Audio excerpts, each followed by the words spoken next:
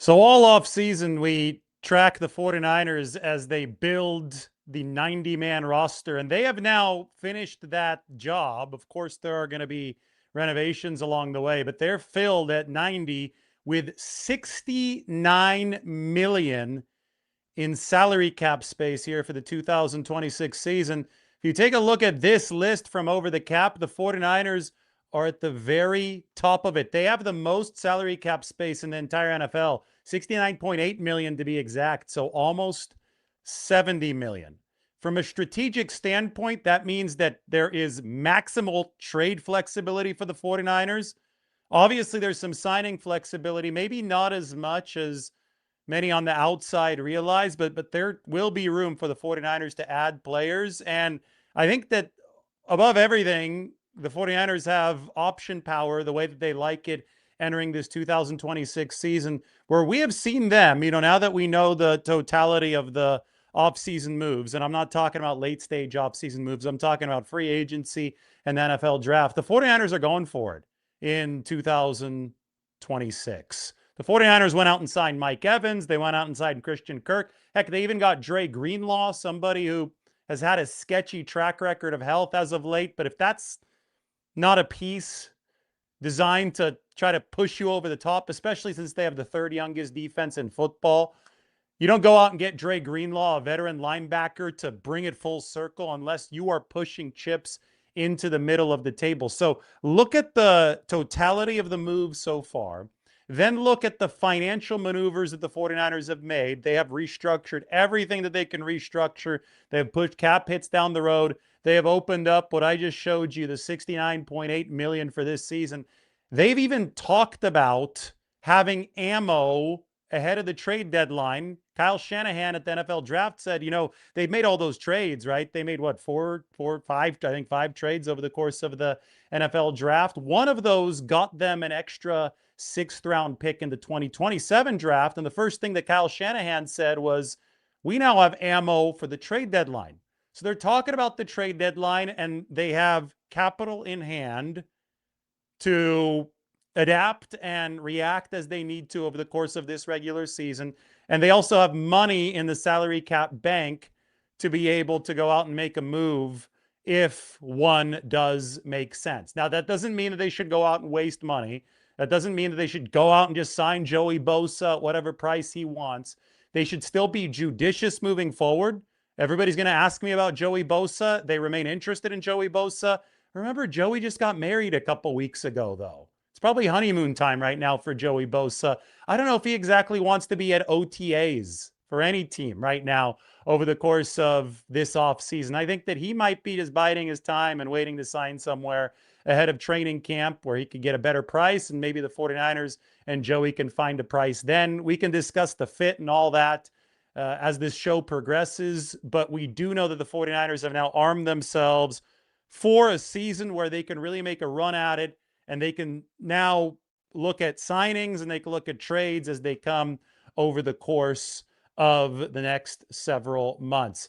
Nice update today comes from the rookie showcase, the Fanatics rookie showcase to open the season. This is our first chance to see these rookies in their official game day uniforms. So there's Dejon Stribling with a couple of his fellow rookies, the number 15, reminding a lot of people of Jawan Jennings, and the two 49ers invited to the showcase, Kalon Black and Dejon Stribling. You can see both of them right here. Of course, Stribling right there in that 49ers uniform. The photos are courtesy of Fanatics, and this one right here, courtesy of Molly Mack on Instagram. All right, I want to go through the 49ers salary cap situation. I have this on a 53-man scale, and that's why I've got less cap space for San Francisco at $55 million for the 2026 season. The over the cap numbers based on the top 51 scale in the offseason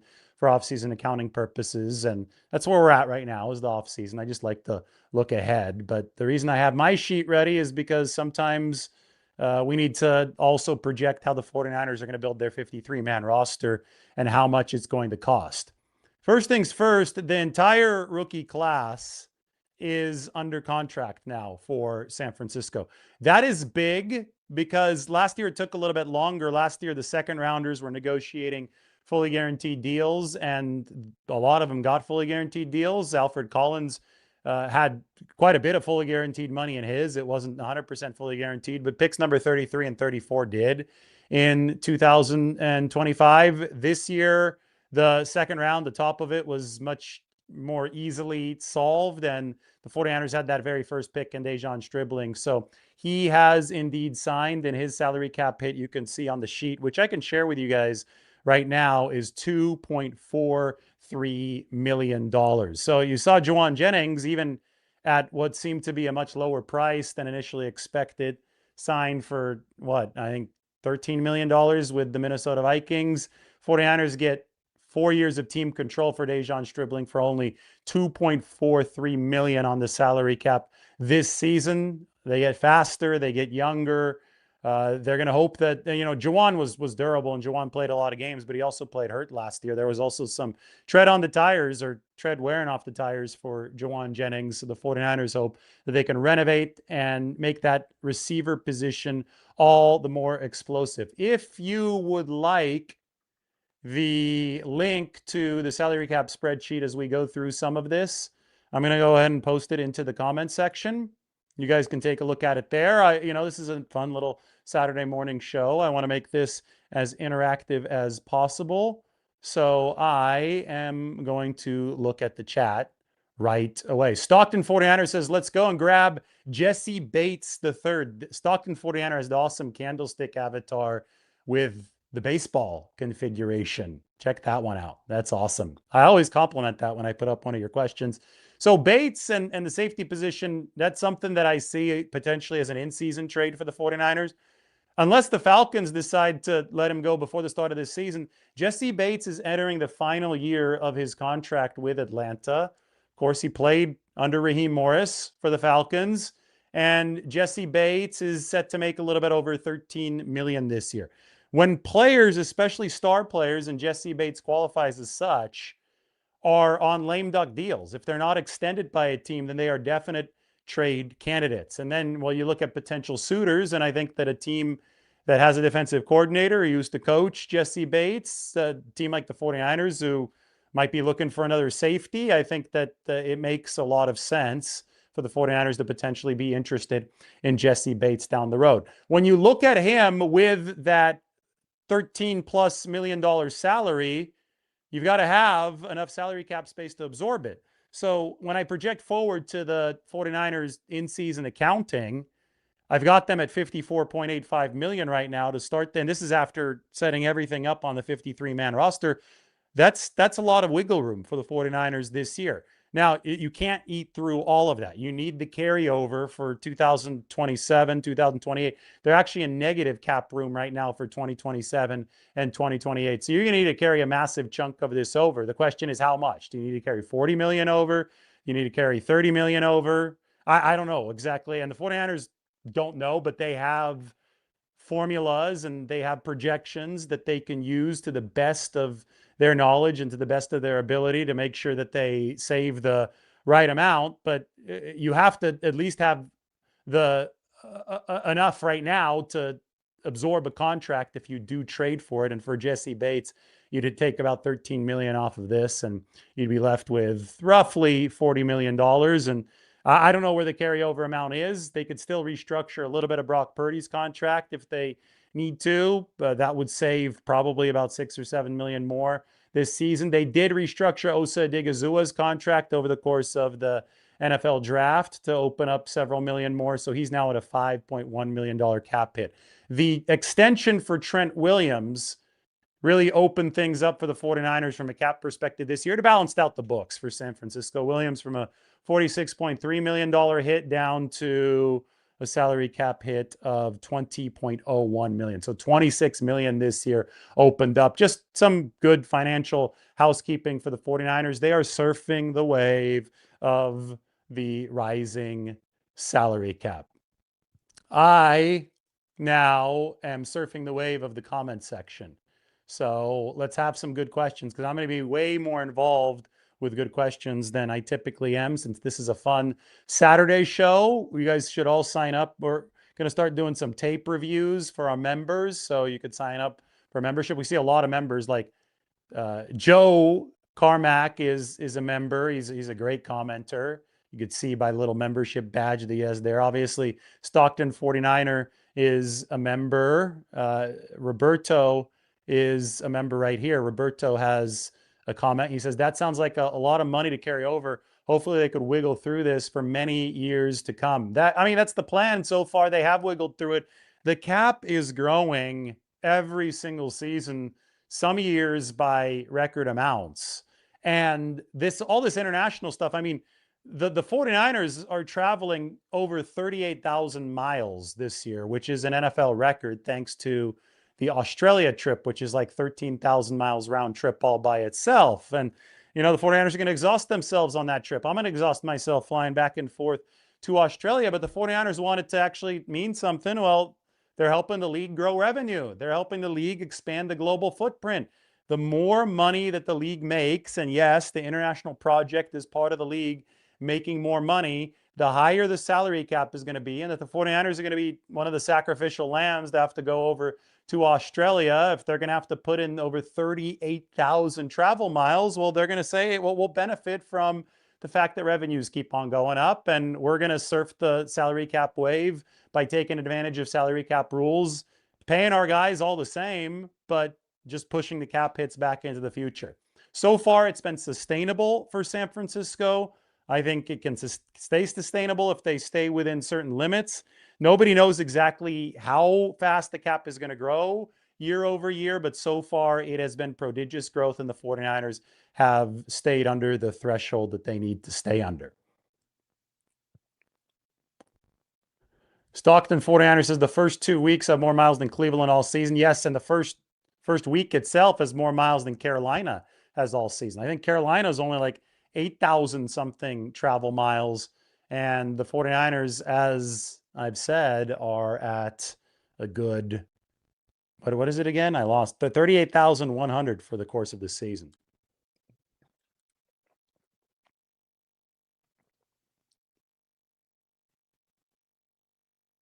Time to post your questions. Spend the cap space on what, Tom? I'm curious. You can go out and give guys who are still on the street right now a bunch of bloated contracts. I don't think that's all too smart if you need that cap space to roll over to pay Brock Purdy, pay Nick Bosa, pay Trent Williams, a lot of their deferred money in future years, right? So they are spending the cap space. They've spent more money than any other NFL team over the course of the past decade. I could look at their spending for this year, but it's in the top 5 again. The 49ers, there's a narrow little margin here of where they can continue to improve the football team, and they've already done so much. Look at this from a big picture standpoint. The 49ers, this is the roster. You could see the yellow, these are foundational pillars.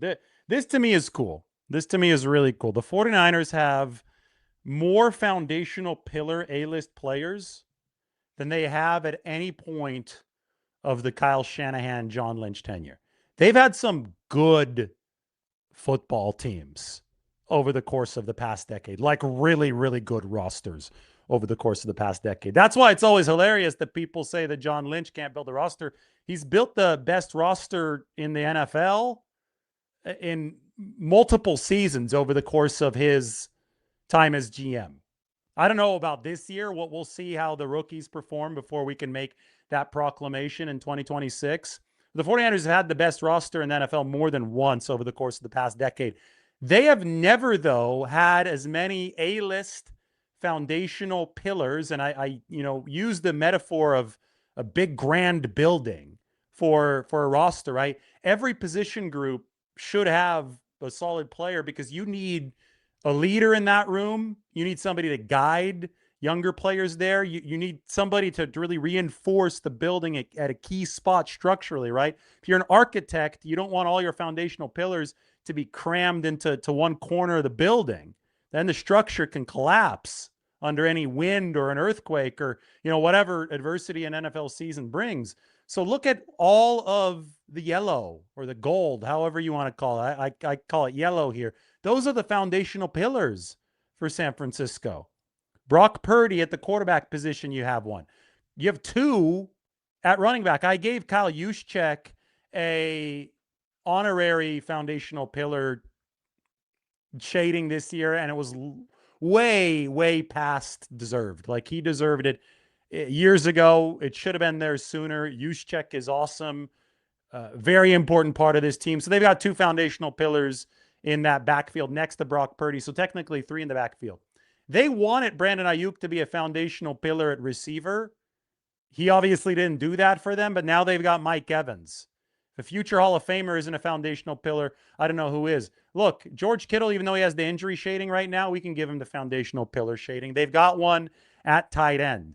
They obviously have one at tackle in Trent Williams. Could they use another one on the offensive line? Of course. That would be nice. Maybe Dominic Pooney can evolve into one, but they've got one in Big Trent at left tackle. They traded for a second defensive foundational pillar in Osa Odigizua. I mean, he's a really, really good defensive tackle. He had nearly as many pressures alone last year as all of the 49ers defensive tackles combined. Obviously, Bosa. Obviously, Fred Warner. Diamante Lenore. Now, the one position group that is noticeably lacking a foundational pillar, because even Pinheiro is one after making all those kicks last year and signing the contract, but the position group that is lacking a foundational pillar is safety. And I've talked about this a lot. But overarching look, this roster has more foundational pillars than it ever has, and that should be big reason. That's why the 49ers are pushing the chips in this year. Now, you could push the chips in while staying sustainable moving forward. You don't have to mortgage the entire future. In fact, there's nothing that you can't even mortgage the entire future for at this very moment. I don't think anybody's available on the trade market in a reasonable way. We thought that Myles Garrett might be for a while there, but then the Browns didn't get their resolution passed, and I don't think that's a possibility right now. Maybe somebody like Max Crosby comes available again over the regular season, but the 49ers have made moves committing a ton to the short term while also staying sustainable to the long term so far. And they are at this fascinating crossroads. When I talk about focusing on both the short term and the long term at the same time, which you have to do to maintain a successful franchise year in and year out in the NFL, the 49ers right now have the oldest offense in the league. And a lot of that's by design. They decided to go out and pay Trent Williams again. They decided to go out and sign Mike Evans, who's 33 years old. Trent is going to be 38. They decided to go out and sign Christian Kirk, a 30-year-old receiver. Obviously, last offseason, they doubled down on George Kittle, who's not a young spring chicken anymore for the 49ers. Christian McCaffrey, they doubled down on him not too long ago as well. I mean, the 49ers have vets on offense. But while being the oldest offense in football, and again, for this season, I don't think that's a terrible thing, and we can delve into why in a little bit, they do have the third youngest defense in football. So when you hear Colin Cowherd say, oh, this team is too old, that's a lazy take, because it's not looking at how the roster is actually constructed. It's not actually doing the work. And the work here is that this unit is the oldest in football. This unit is the third youngest. And this unit right here, the defense that I've shaded, just 14, 15 months ago, was one of the oldest in football. Over the course of the past 15 months, the 49ers have gone from one of the oldest defenses in football to one of the youngest defenses in football. And they've opened up a ton of salary room. They now have, again, like I said, $69.8 million in offseason space. So they have way more spending flexibility than they had just a couple years ago. They have invigorated their defense with speed and youth, and they've done it all while the defense wasn't good anyway, right? The defense that they renovated after 2024 was one of the worst defenses in the league by the end of that season after all of those injuries. The 49ers have not had a top 5 defense since 2022. It's been nearly half a decade since they've had a premier defense. So their goal was, hey, we've got to hang on because this offense, the offense that, as I said, is the oldest in the league, they're hanging on. They're still producing. That offense was still really, really good last year, especially when it was healthy. Obviously, there were injuries that gave the 49ers a lot of issues. Brandon Aiyuk gave the 49ers a lot of issues. But this offense is still producing. The rush for the 49ers has been to reinvigorate the defense with youth and energy so they can have a top 10 defense to again pair with a top 5 offense. Now, fast forward to this time next year, I think we're going to start to be talking about the offensive renovation for the 49ers. And I think it's already started in many ways with this past NFL draft, with guys like this, with Kalon Black and Dejon Stribling. Like these two guys, that a lot of what they represent is the future of that 49ers offense. Once Christian McCaffrey's done, I think they want Kalon Black to be the next guy. Dejon Stribling is going to slide right in, I think, as a big slot this year. Christian Kirk can be that smaller slot receiver. Christian Kirk could probably play the Z or the F position, to be honest. But Mike Evans at age 33, we know that he's not going to be around forever. I think that they've got some ideas about Dejon Stribling playing at that X receiver position. Obviously, they also drafted Carver Willis out of the University of Washington and Enrique Cruz Jr. out of the University of Kansas. And by the way, this is some intel that you're only going to hear on this show for right now. It's a little preview. I talked to Jed Fish the other day on the phone, the head coach of the University of Washington. And Jed told me that Carver Willis, the 49ers' fourth-round pick at guard, actually snapped after every single practice at the University of Washington. Yes, he's center. He snapped after every practice. Also, this is really cool because Jed Fish has a lot of connections. You think about the fact that in 2008, Jed Fish was on the staff of the Denver Broncos and Mike Shanahan was the head coach. John Lynch was a player on that 08 Broncos team. That's how Jake Lynch, John's son, was able to get a job with the University of Washington as a graduate assistant in 2024. So Jake Lynch was cutting up film when Ephesians Prysock was on that team. So many cool connections. Fish also linked to Sean McVay. But maybe the best one of his best friends, maybe his best friend in the coaching profession, is Chris Furster. So Washington's head coach, who's the coach of Carver Willis, the 49ers' new offensive lineman, is really good friends with Chris Furster, the 49ers offensive line coach. They were together on the same staff in Baltimore in the early 2000s.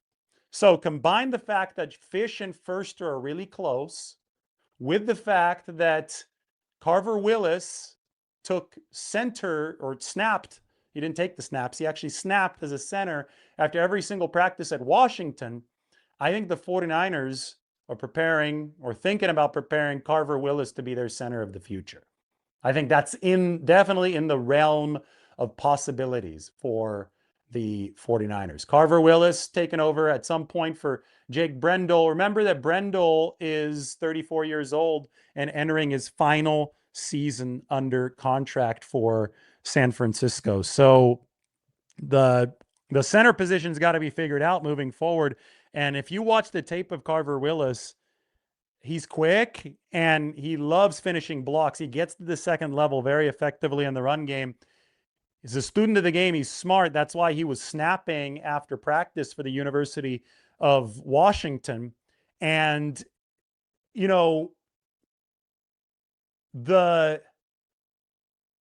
the knock on Carver Willis heading to this next level was the lack of size. That, and he said this. He had the interview that was so good at the rookie minicamp for the 49ers. He said, some guys win the genetic lottery and those guys can be NFL tackles for an entire career. I can't do that. I have to move inside.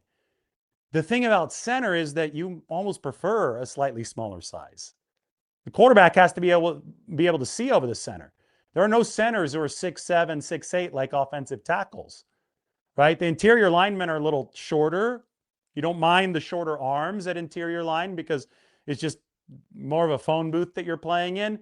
Carver Willis might be perfectly suited to ultimately take over that 49ers center position. Anyway, my bigger picture idea here is that the 49ers are definitely already setting things up for the future offensively.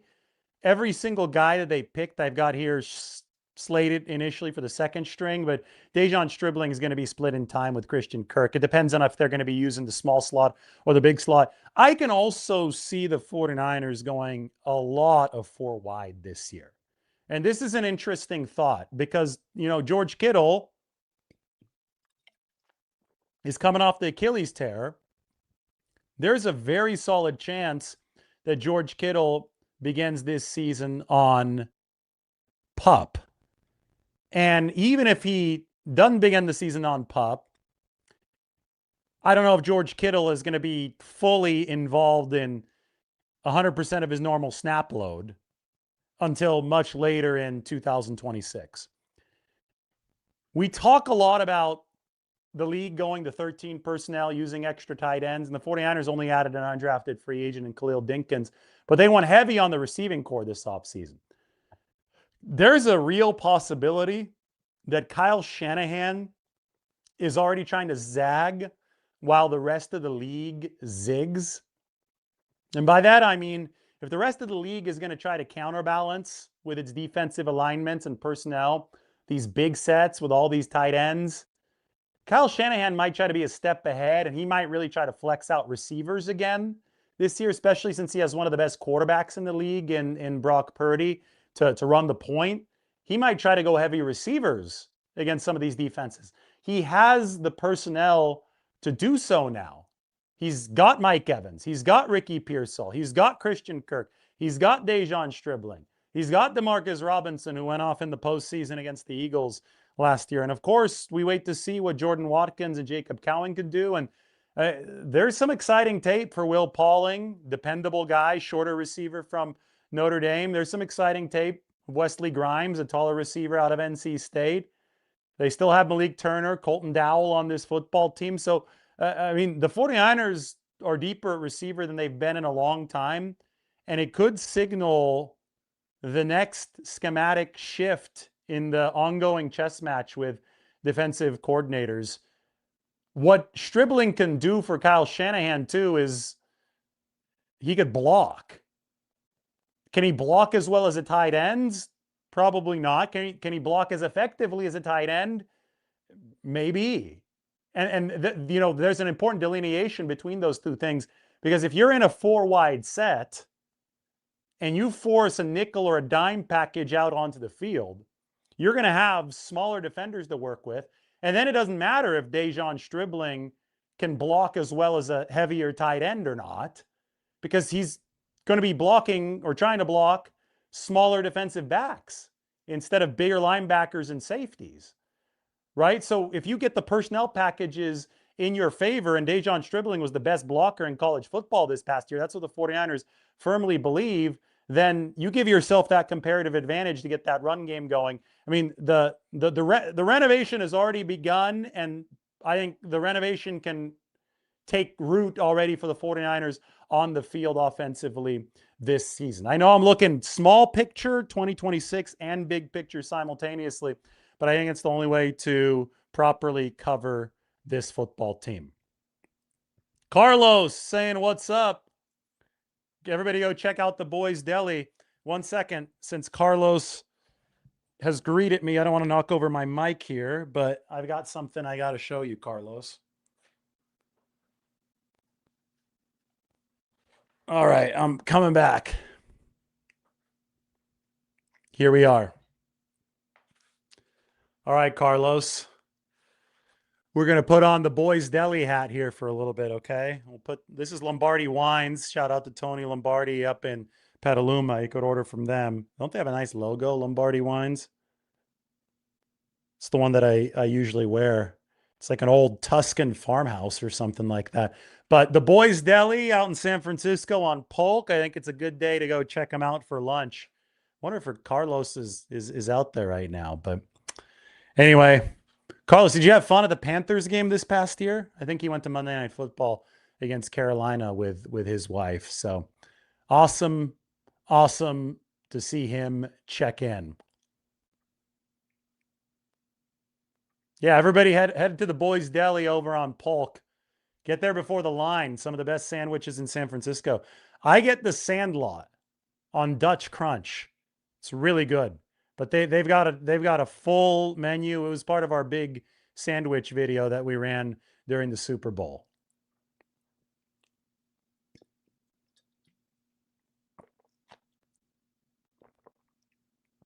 Now, another short-term, long-term thing, Enrique Cruz Jr., the offensive lineman out of University of Kansas.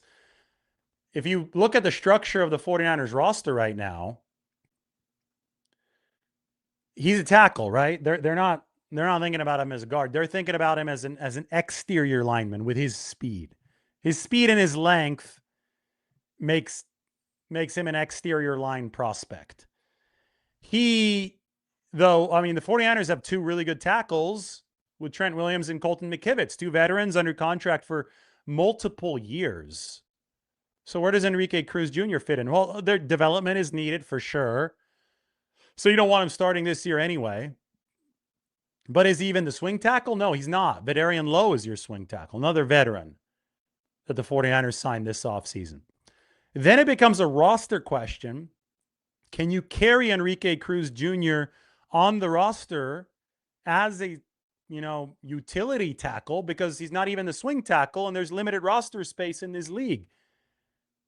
I think you can, but I think that if you're the 49ers, you might have to have a specialty idea role for him that makes him a little bit more useful in the short term.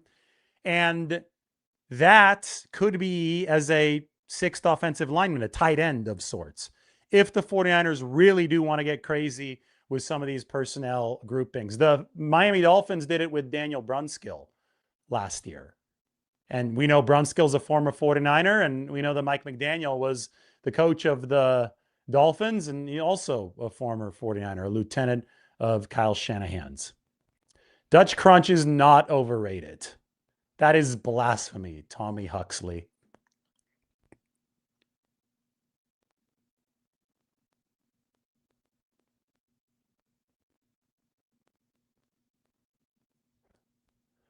I am going back through waiting for some good questions. Everybody, thanks for being a subscriber. If you want to be a member, it's a good time to sign up. Margot and baby Savannah are happily sleeping upstairs. It's a quiet Saturday. Today is Savannah is exactly 4 weeks old. It was 4 weeks ago on Saturday that she was born in the morning. I think it was like 9 something a.m. And the 4 weeks, or essentially a month, has flown by really, really fast. Crazy. It seems that it was just literally probably 3 weeks ago that I shared the news with you guys, maybe a little bit more than that, right ahead of the NFL draft.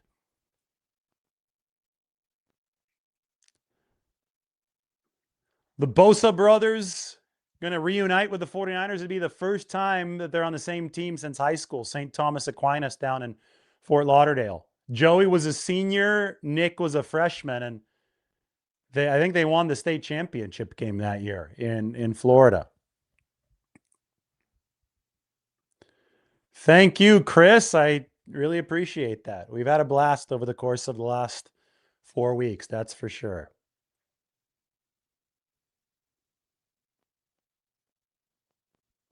Does Connor Colby look like he's bulked up to pass protect better?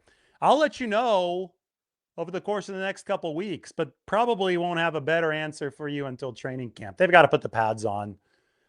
It's not all about bulk. It's about technique, and the anchor it's about leverage. Of course, like bulk helps and weight helps, but until pads come on, even if guys come in looking like Hercules, you don't know how effectively they're going to be able to use that strength until there's more physical contact, and that's not going to happen until training camp.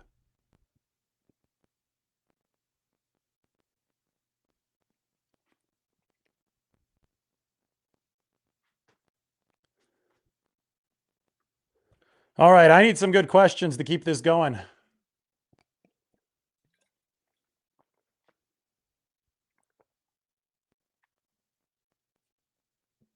You guys must have some good ones. Come on, we've got a whole roster to go over. When can the 49ers trade or cut BA? Well, they can cut him at any time that they want. They're only going to be able to trade him if somebody wants to trade for him. I don't think anybody's really sure how motivated or healthy he is, 49ers or another team included. Even the Commanders might be in the dark at this point. The whole situation is weird. The cut thing for the 49ers is there's no benefit for the 49ers to cut him right now except for opening up a 90-man roster spot. And maybe they decide they really need one and they don't want to cut anybody else because they like everybody else in the building. Maybe, I mean, I don't think that's likely, but that's the only reason why the 49ers would cut him right now. They do it with a post-June 1st designation to push the dead money accrual, keep it staved off into the future. They don't have to wait till June 2nd to do that. They could do that right now. I've always talked about the next inflection point, and that is September 1st when the option bonus is scheduled to come. But that option bonus is not going to come. He's not going to be in line to come unless Brandon Aiyuk actually shows up. I mean, the status quo is that he's away from the team. Left squad list last year. It's right back to the left squad list this year if he doesn't show up when it's mandatory, right? So maybe the next checkpoint just to keep an eye out is in early June at the 49ers veteran minicamp, because that's the next mandatory report date for the 49ers. It's June 9th and 10th. OTAs before that are not mandatory to attend. Those are voluntary. The next mandatory report date is not until June 9th. By that, I mean that's the next time the 49ers can fine Brandon Aiyuk. Okay?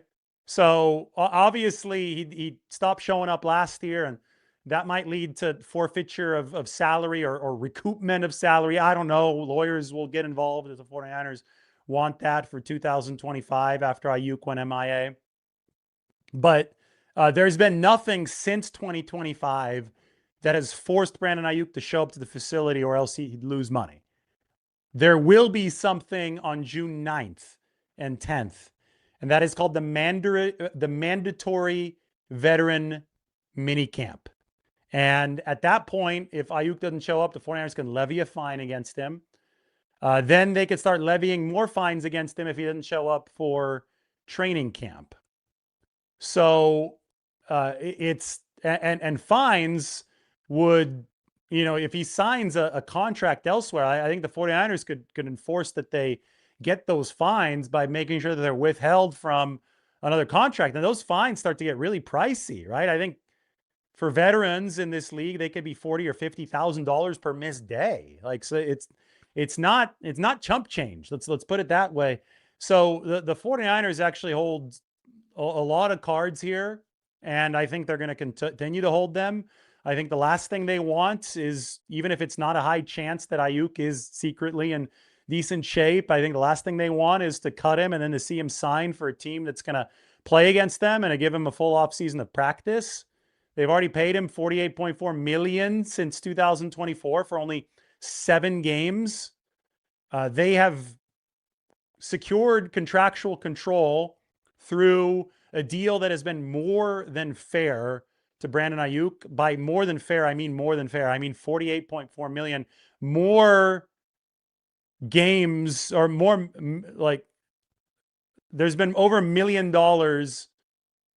per target in this contract. That's more than fair, right? So the 49ers are going to go ahead and exercise their half of this leverage, the contractual control, as long as possible. And I think it's going to take Brandon Aiyuk showing up for there to be an impasse here. Now, if he doesn't show up, if he decides to never play in this league again, well, even then, and he doesn't formally retire, even then, the 49ers would love to just keep him on the roster because his salary cap hit is pushed forward into the future, right?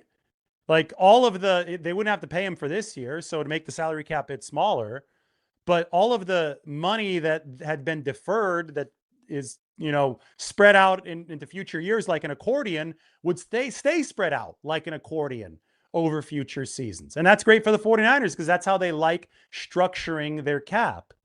If you cut him, if he retires, if you trade him, money has to rush forward and hit sooner. And that's not exactly great for the 49ers salary cap situation. They can handle it, but it's not exactly great for the cap situation. So they don't mind the status quo as it is. They only start to get a problem if Brandon Aiyuk shows up at training camp and they don't want him around because they don't want to pay him the $25 million. Well, at that point, you would see the 49ers start to actually think about making a move, unless they need that roster spot sooner. No, you can't put him on the left squad list for 2026 until the actual season. If he doesn't attend mandatory minicamp, then it's just a fine. If he doesn't attend training camp, it's considered a holdout. It's more fines. The lists that we're talking about would be regular season lists. Those lists that I'm talking about, like the left squad list, become available once the 53-man roster is a thing. Right now, we're on the 90-man roster, okay? So to illustrate, this is the 90-man roster. The left side of the vertical line right here, that's my 53-man projection. The right side, those are guys I project to be cut, but they could re-sign 17 of them, including Isaac Alarcon, the international exception, to the practice squad. So you could keep basically 70 guys in the building plus the guys who are on injured reserve, but 70 active roster members can stay in the building. And that's just how things set up. So until you get to the point where it's 53 plus practice squad, then there are none of these in-season lists. Those don't become an option until later on.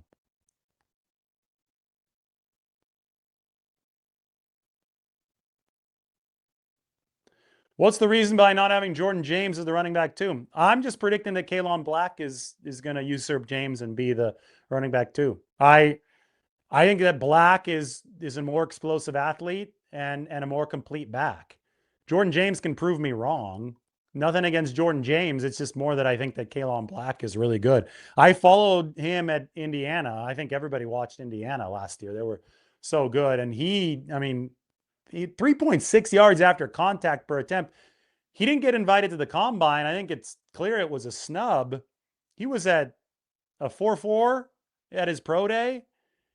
So the one thing that was a knock in the draft process against Jordan James was his lack of athleticism. He didn't score well in the relative athletic score. Those issues are not on the table for Kalon Black. Now, maybe the experience puts Jordan James ahead of him. I don't know, but that depth chart is my projection, and my prediction is that Kalon Black is the number 2, and we'll see if it's a correct prediction or not. Mike sent me some pictures from OTAs. Maybe we take a look at those in a little bit. We've got to download those, though, Mike, so we have them ready.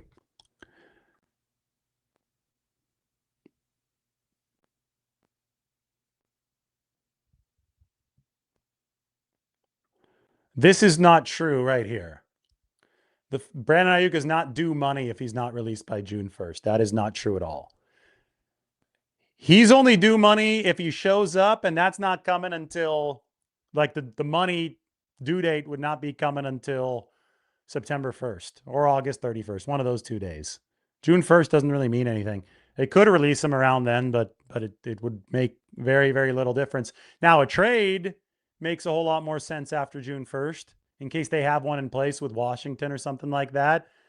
Why? Because of the salary cap impact. You can't designate a trade after June 1st. You just have to make it after June 1st to get the salary cap hits, the dead money acceleration staved off. But you can designate a cut for after June 1st.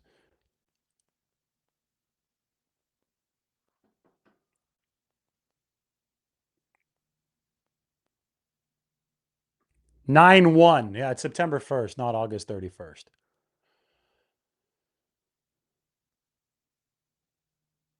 Will Kyle give Kalon Black or Jordan James more carries than he has given his backup running backs in the past? I think so. I think that there's a concerted effort. You know, here's one thing to remember. Christian McCaffrey is coming off of 413 touches last year. The last time that he was coming off of a super high volume year was 2024, and that's when the Achilles issues were a thing. So he's human, right? There was big wear and tear in 2025. There's no way around it. And I think that's one of the reasons why they've stocked up on Jordan James and Kalon Black. And you go back to Isaac Guerrero, they've stacked up on running backs in 3 straight years. They've got to find somebody who they can trust keeping on that football field. And I think that Kalon Black certainly is going to qualify. They think he was the best pass protector in this 2025 draft class. He is very good out of the backfield. We saw it at the Senior Bowl. He could run routes, and of course, he could run on the ground. Like the 3.6 yards after contact per attempt is no joke for Kalon Black.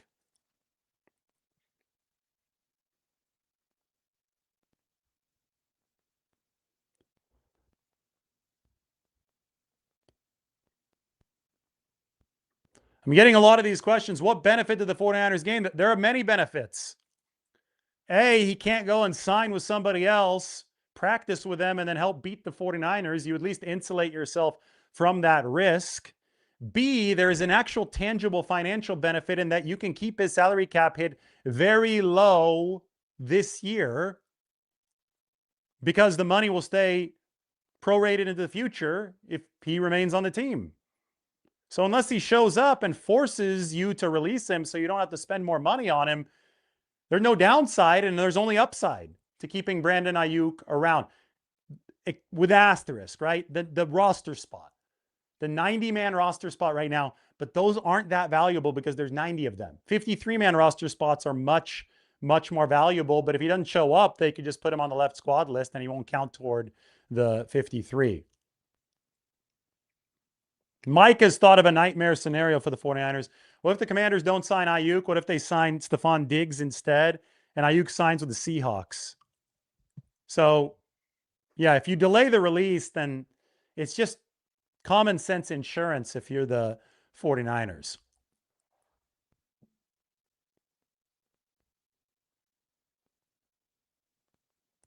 Does Mustafa start for the 49ers this year? Will there be competition at the safety position? Well, I absolutely think there'll be competition. Here's how it lines up. Mustafa, Jair Brown, Marquise Siegel. The question for Siegel is, can he cover? Like he didn't cover last year. Can you take a step forward there? The question for all the safeties outside of Siegel was fine with tackling, but can Mustafa and Brown tackle better? I think the front seven, if it takes pass rushing strides ahead of them, will help the safeties. And then you've got the other guys here. You've got Patrick McMorris, the veteran, Cal product, San Diego State and Cal product, who they signed. You've got Derek Cantine. You've got Jalen Stroman. You have Derek Forrest. Stroman is the undrafted free agent out of Notre Dame. All those guys are going to compete for maybe that fourth safety spot. Maybe there's a trade. Maybe they ship off Jair Brown. Maybe they could swap him for a late round pick, and one of these guys makes the roster, and then we could talk about Jesse Bates. Who's this year's Tashawn Gibson? Is there somebody like that who the 49ers might be able to get? Well, we'll see. But yes, I do see competition at that safety position.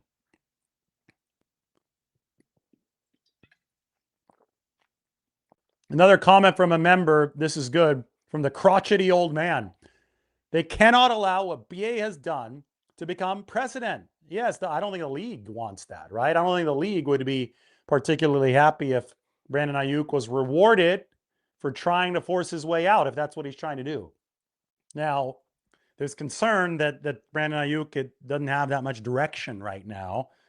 You know, it might be good news if Brandon Aiyuk was doing all of this on purpose to get out just for the person's sake. Like, I know that wouldn't be laudable behavior, but you look at what we know since Aiyuk hadn't spoken up or said anything, and what we do know, what we have seen between the speeding by the stadium, the counting money on his driveway.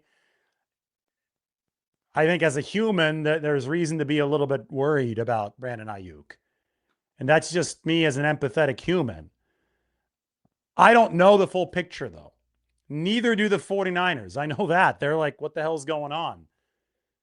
Maybe the Commanders or another team doesn't either, right? Like, for all we know, they don't either, right? So it's tough. It's a tough situation, and the 49ers right now, they put the ball in Brandon Aiyuk's court months ago. He hasn't passed back, and they've protected themselves contractually and financially to wait for him to pass back.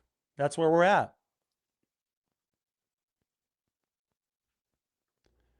Mike says your safeties are as good as your pass rush. That is very true.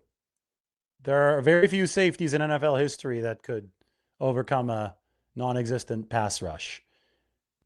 It's all tied together. Kind of like there aren't any quarterbacks in NFL history who could overcome a terrible receiving core to win a Super Bowl. Like nobody's ever won a Super Bowl with a terrible receiving core. You have to have guys who are capable of playing football around you because it is a team sport.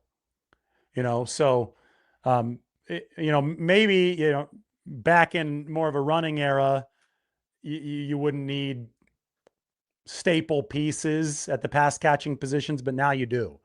And it's something that the 49ers didn't have enough of, especially due to injuries and Brandon Aiyuk's defection in recent seasons.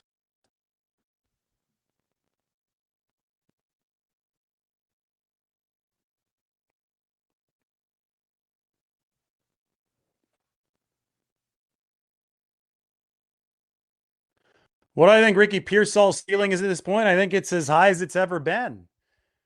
Here's the thing with Ricky. He comes in as a first-round pick, number 32 in 2024. He gets shot in the chest around Union Square in San Francisco right before the season starts. Miraculously, he survives. Shout out to the San Francisco Fire Department. I got it on my sweater right here. And to the San Francisco police. Shout out to everybody involved in that. That was big. But so Ricky Pearsall survives. Miraculously, he's playing football later that season. But it obviously slows down his rookie year. Getting shot in the chest does not mean that you're injury prone. By the time that he acclimated, he put up 2 big games for the 49ers with over 200 receiving yards combined in those 2 games at the end of the season. He was good to close the season for the 49ers. He was downright good to close the season for San Francisco. Then 2025, his second year hit, and Ricky Pearsall, through 4 weeks, was number 7 in the entire league. Number 7 of all receivers in yards per route run, which is probably the most sophisticated way that we can measure receiver impact and efficiency within an offense. He made that deep fade, one-handed catch, slide into the ground against Jacksonville, but he got hurt in that game in the second half. He slammed his knee. That PCL injury stuck with Ricky Pearsall for the whole season. So we're talking about a guy whose rookie season was not wiped out, but heavily compromised by getting shot in the chest. Not his fault, doesn't make him injury prone. And we're talking about a second season where he had 1 injury that lingered with him all year long. He never had a chance to fully heal from it. Does 1 injury make you injury prone? That's the question here. Because the other stuff hadn't slowed Ricky Pearsall down. And guys fight through all kinds of stuff. If you're going to say, oh, well, this hamstring happened here and that happened there, either Ricky Pearsall played through those things or he didn't, and he's played through the other things. It's the knee that has been the troublesome one. You could say that every single player in NFL history is injury prone if you're going to say that the guys get dinged up. If they play through it and they play effectively through it, they're one of every other NFL player. But the knee was what got Ricky last season. The start to the year, the number 7 ranking in yards per route run through those 4 games, that's what he's hanging on to heading here into his 3rd season. And if he could keep the knee healthy, I think the sky's the limit. You know what? He's got an X receiver now, a true X. He's got Mike Evans to take some safety attention that way. He's got Christian Kirk. He's got Dejon Stribling. He's got Demarcus Robinson, Jacob Cowing, Jordan Watkins, George Kittle, Christian McCaffrey, Kalen Black. And then obviously he's got one of the best quarterbacks in football in Brock Purdy. When you have so much other gravitational firepower on an offense, like Ricky Pearsall does, it's perfect, I think, for guys who love to come in motion ahead of the snap.